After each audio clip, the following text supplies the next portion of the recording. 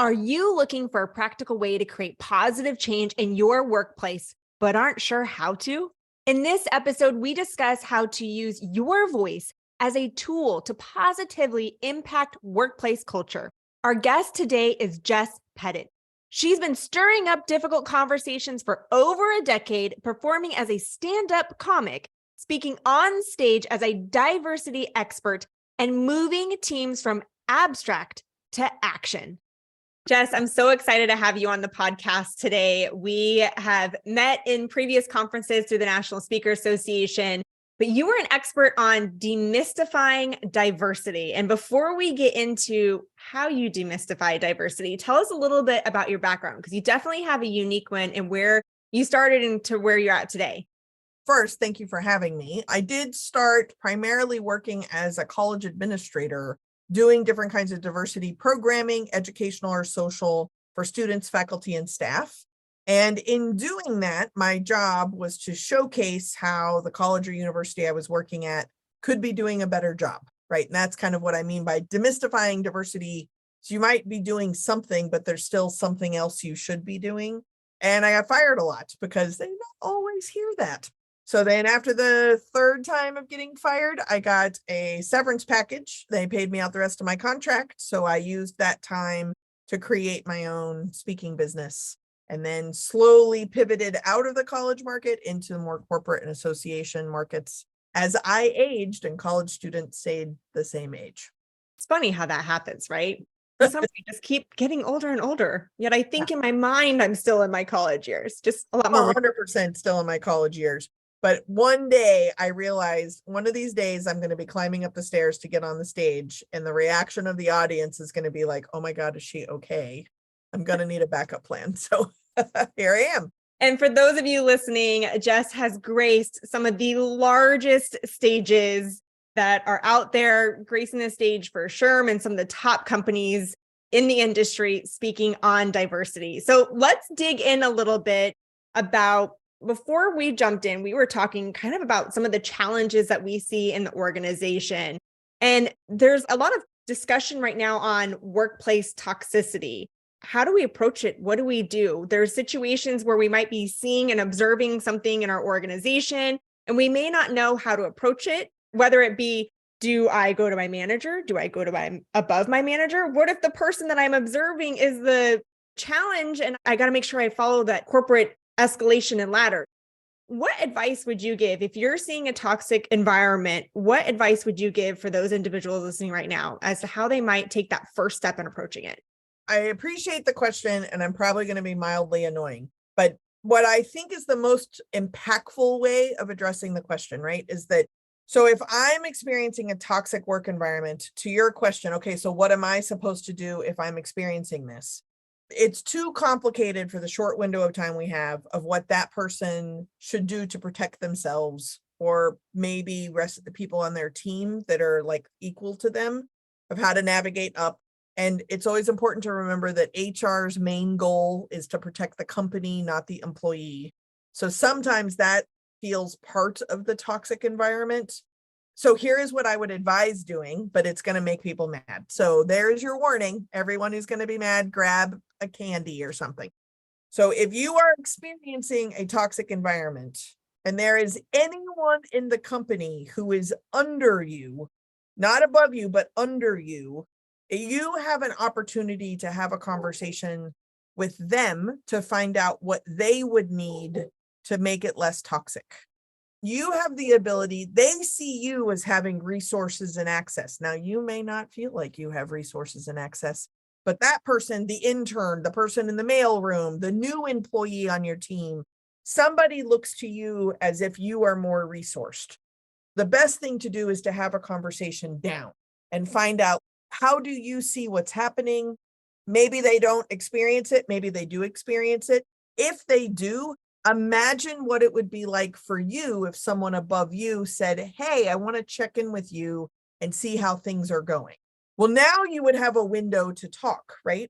Then by providing the window to someone who's underneath you, one, you might actually find out that you have similar experiences, but now you've allied with someone else. So then they might be able to feel like they're being heard, which is automatically going to make them feel like they have less of a toxic environment. But now you are also not alone. You're not crazy. You seek like validation. Now we can talk about confirmation bias at a different session, but like maybe this is what you needed to feel better about being able to voice and advocate for yourself to whoever that might be. Now, what if you see and observe a situation? Maybe it is your manager is bullying someone. Maybe it is you have somebody on your team. When it comes to a group environment, the expectation is for everybody to contribute, but maybe somebody is not contributing into the level of the expectation of everybody else, and it's affecting the overall culture amongst the team. There's different scenarios that we possibly see within our culture and our organization, but it's always I don't know how to approach this. Who do I talk to? Even if it's necessarily not affecting us, but maybe we're seeing it affect somebody else. What's interesting about culture is that it's happening whether you're paying attention to it or not. You become very conscious of when you are going with the grain or against the grain, and you get to make choices. I have a monthly newsletter, and in my last month's newsletter, I wrote about this thing that came to me during my dream of people telling me, you can't do this, you can't do this. And my response to them finally saying, like, you're rubbing people the wrong way. My response was, and that is how we will both become polished stones. Now, again, this was in my dream, and I always remember my dreams. So like, it's a little woo-woo for me, but I would invite people to remind themselves and others that you get better and other people get better by having these challenging conversations. If this is the case, so if it's merit-based or there's power dynamics, etc., you have the opportunity to open a window, an invitation. If it's happening to someone else, even just having the conversation with the target that's not you, of like, I'm noticing this. Is this something you're noticing? They might say like, oh, no, it's totally fine. Like, we're old friends and it just carries over sometimes in work. Sometimes they might be like, yes, thank you. You've provided a chance for them to be seen. That's shifting their culture they're experiencing at work where they can't talk about it. If you are noticing something, like it's just like see something, say something. We are taught that to avoid terrorism or violence or bombs being left places, but that doesn't end bombs.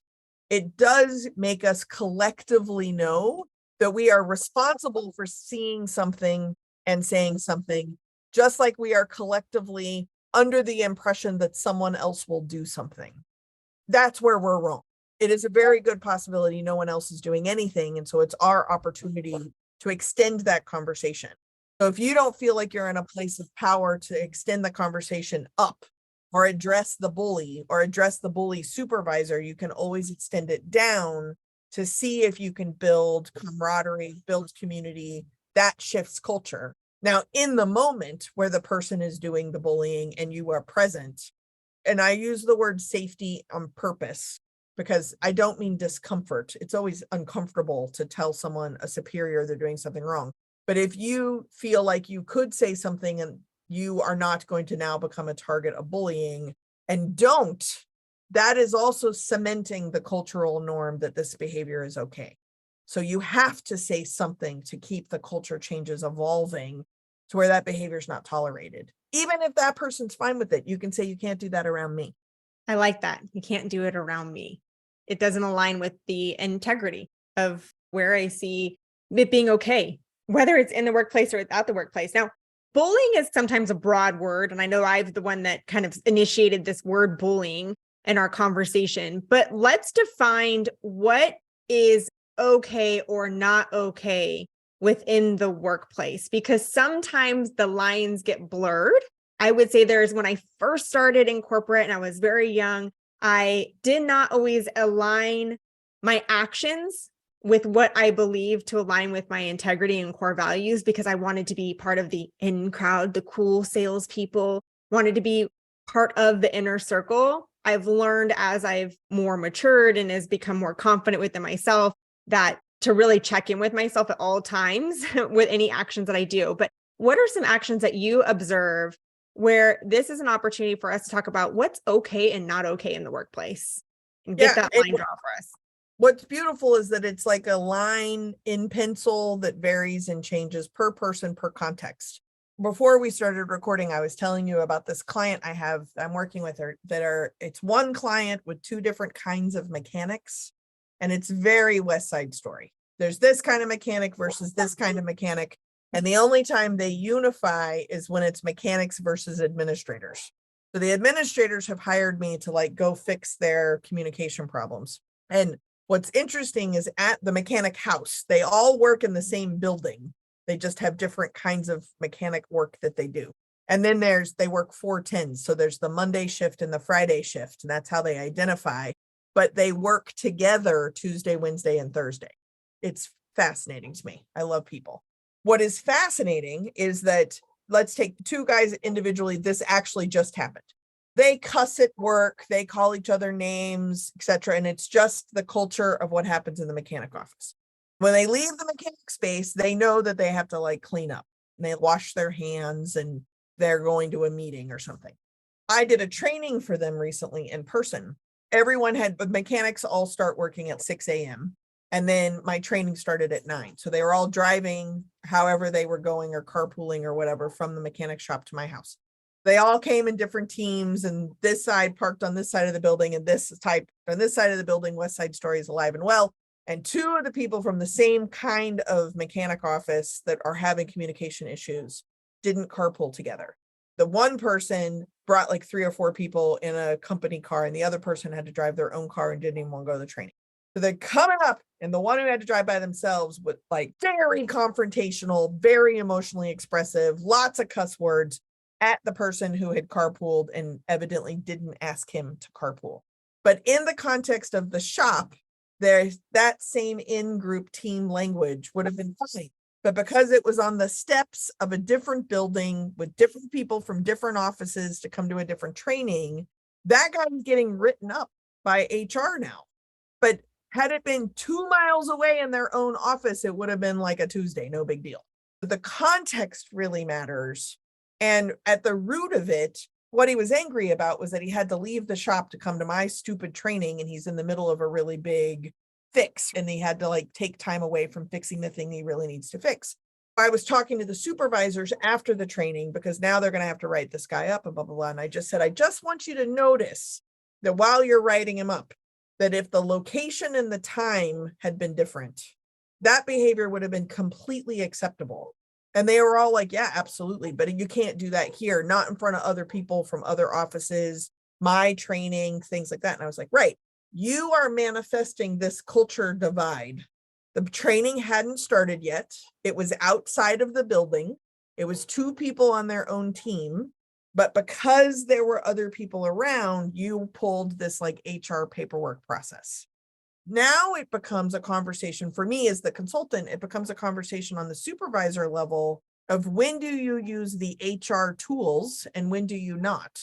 Because you're also in control of these levers. We did the training, they sat together, everything was fine. And at the root of it, the one guy felt left out, didn't want to come to the training, and was in the middle of a really big project that you have to stop in the middle of to come to my training. All of that was manifested by the supervisors. So who really needs to be written up? That's the conversation that real leadership, real managers, whether they have it on their job title or not, need to have a conversation of when are they outsourcing these challenging conversations and when are they able to manifest them in real time. Part of this is about direct communication, being emotionally expressive. When is that acceptable? When is that not acceptable? When do you need to tap it down a little bit more because of context or time or personality? And that depends.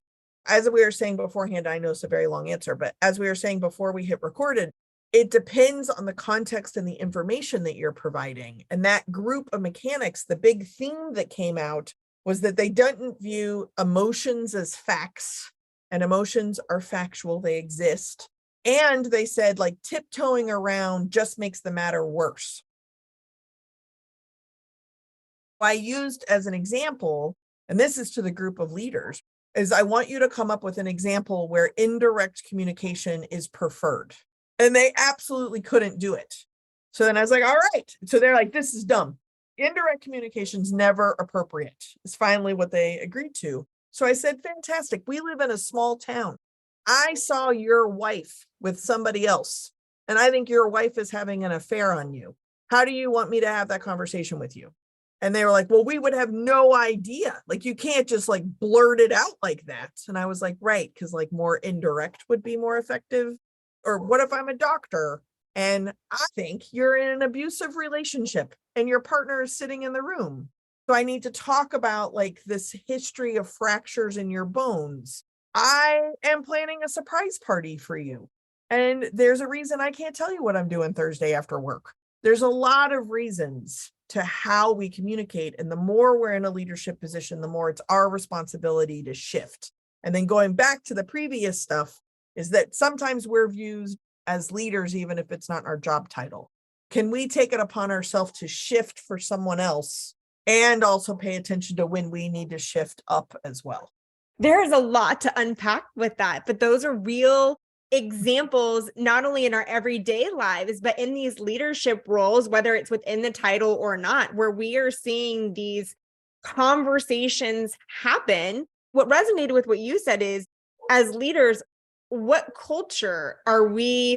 From what I heard with that particular scenario with the mechanics, it's like in this particular building, it's okay. That culture is okay. It's allowed. It's a safe environment. But wait, all of a sudden you're moving to a completely different building and we've got to shift our language a little bit. But is leadership setting the tone? Are they sharing with them that that's the changes that need to be made when they go into that building? It's how is it coming from the top level down on where that is being taught and modeled?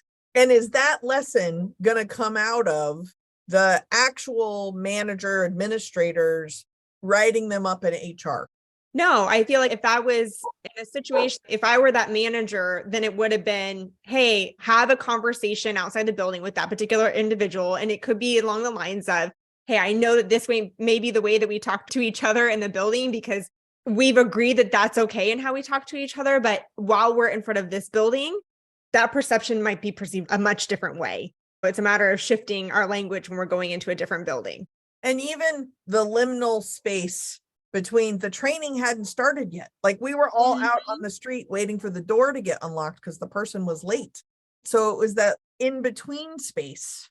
You have people who are like, no, do not let people see what our actual workplace culture is like. And then you have other people who knew this going in, so they're not remotely surprised. So at the break in the training, I asked the supervisor, not the highest ranking person in the room, but the supervisor related to those two men, can I use this as an example in the training afterwards and like use it and work through it now instead of you writing the person up in HR? And the supervisor was like, I've already contacted HR. The process has already started. And I was like, to get it done versus actually developing the culture is now caused a problem. Now I'm supposed to go up. I do a follow-up training in April. Who wants to come to my follow-up training? They might get written up. They've just made this even more complicated, and they hired me to work with this group of people on their communication skills without even realizing it. They've actually made this even more difficult.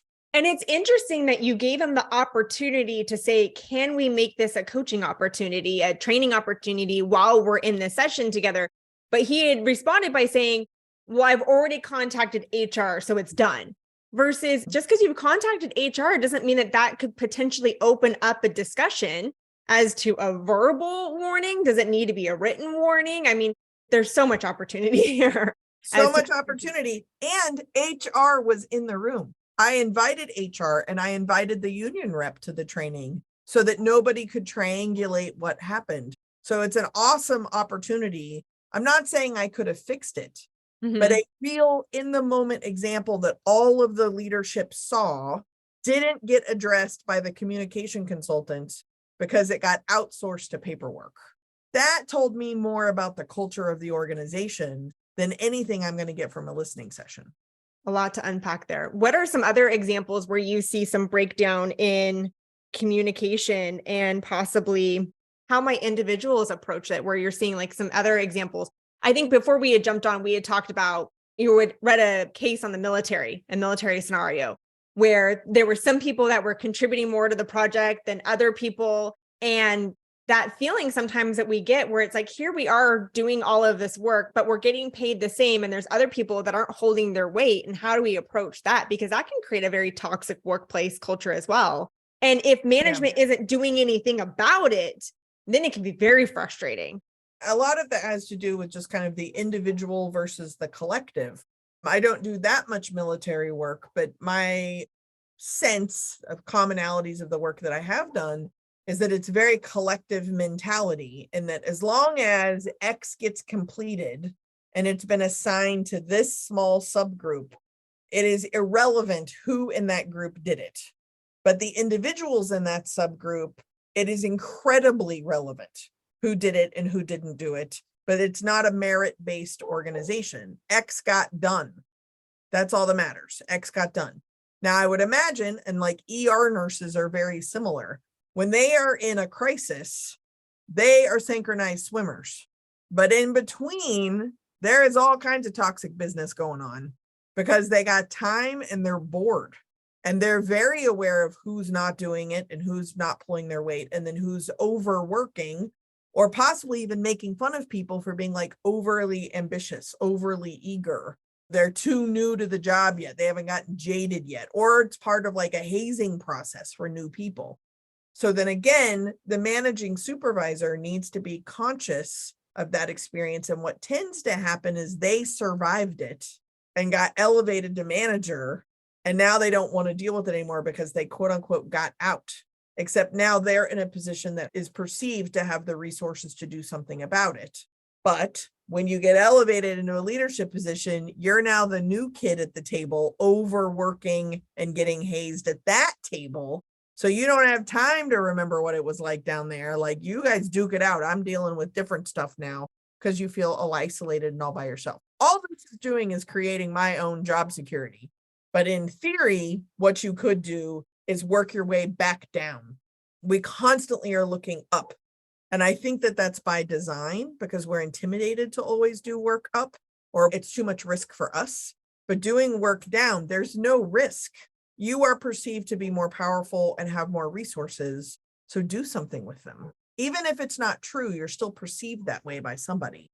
And not doing something with that opportunity is sending a message of what happens.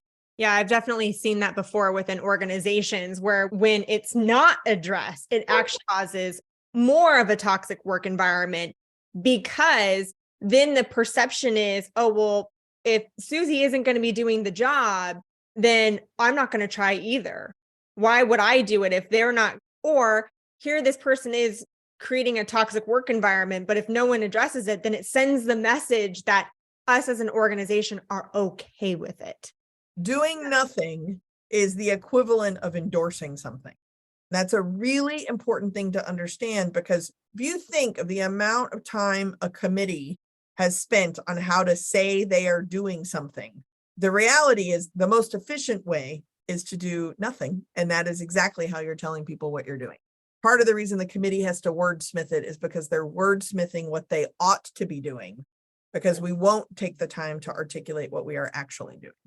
And the challenge too, I've noticed from being this in a leadership role, is there have been times where I did not approve of the behavior from an individual on my team.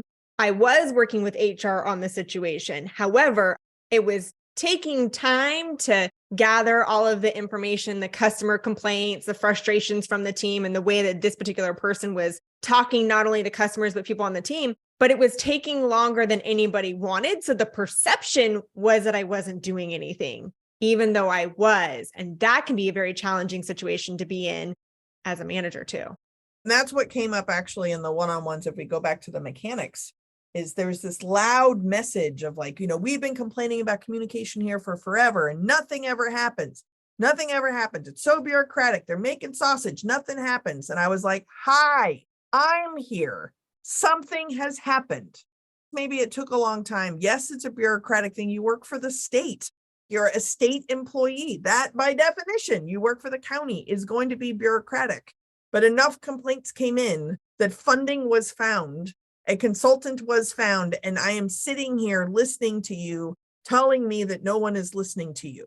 I'm right here. I am here to listen to you. I am evidence that you have been heard. What do you want to say? And that I think that it becomes part of their identity to be unheard. So then when they have the opportunity to be heard, they don't know what to say. What ends up like part of the reason why I think consulting work can be kind of pricey is that I now have to dig and dig to find the patterns to then tell them what they have known all along. They just haven't been able to articulate. Now that we've identified the problem, now what are we going to do?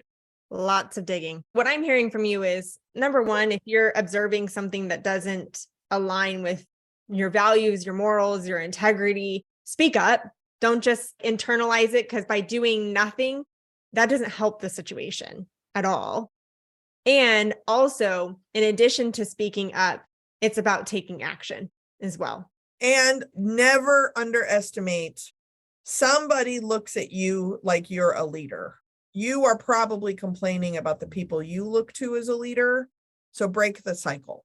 You can do what you're doing and try and change them, which is not happening. Or you can do something different and be a different leader for people who look to you for leadership, for guidance, for management. That's a conversation that you can have at zero risk. Be the leader for somebody else. It's not a matter of having the title to do it. We can show up as a leader in all areas of our life and reach down and be the leader to somebody. Well, thank you, Jess, so much for joining our podcast. You are such a valuable wisdom that you get to share again on demystifying diversity and how to have these difficult conversations in the workplace. I love it. And I love the approach that you're bringing to people to create better spaces. I'm honored to be a part of it. And here is to grit, resilience, and courage so that all of us can thrive. Thank you. And before we jump off, tell us a little about your book, because I'm going to include the link in the show notes. Sure. So Good Enough Now is my website, as well as the name of the book, Good Enough Now. And if you are interested, the second edition that came out inside COVID, because what else was I going to do, has discussion questions at the back. And so I also created a book club for folks, which a lot of times small staffs or kind of the choir practice of the people who are interested in more, then we can do a book club for it as well. And that information is at goodenoughnow.book.com. So I will include the link in the show notes for those of you that are listening. I invite you to encourage you to go click on that link, get the tools and resources to have these difficult conversations. And thank you so much for joining. Absolutely. Thank you so much.